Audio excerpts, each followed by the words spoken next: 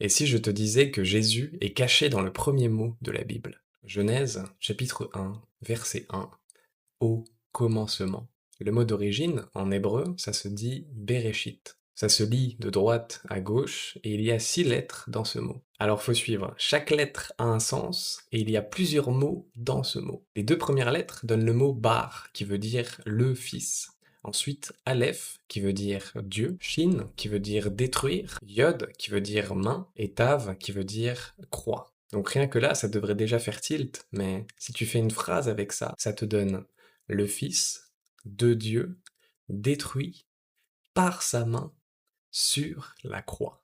Attendez, c'est pas fini. On peut faire encore d'autres mots. Shaïf, qui veut dire épine, et Roche, qui veut dire tête.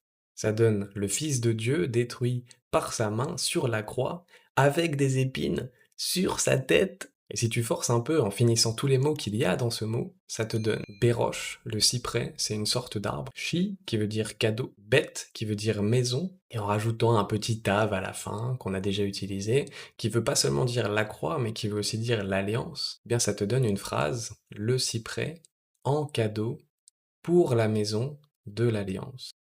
Donc ça veut pas dire grand-chose, un arbre en cadeau pour la maison de l'alliance, sauf que le cyprès, c'est un arbre qu'on a utilisé pour construire les temples, et c'est un symbole de la vie éternelle. Donc si tu pousses le truc vraiment au maximum, ça te donne le Fils de Dieu détruit par sa main sur la croix, avec des épines sur sa tête, la vie éternelle en cadeau pour la maison de l'Alliance. Ça, c'est si tu forces vraiment à utiliser tout le sens de tous les mots qu'il y a dans ce mot, ça casse le cerveau, mais même si tu fais pas de phrase et que tu gardes les mots bruts comme ça crève les yeux, même ceux des aveugles. Carrément, Dieu, il nous taquine. Le premier mot de la Bible, au commencement, Jésus, la croix, ce qu'il a fait sur la croix pour toi, et c'est dedans. Jésus a dit, je suis le commencement et la fin. Genre, depuis le début, il avait tout prévu, il l'a écrit dans le premier mot de la Bible.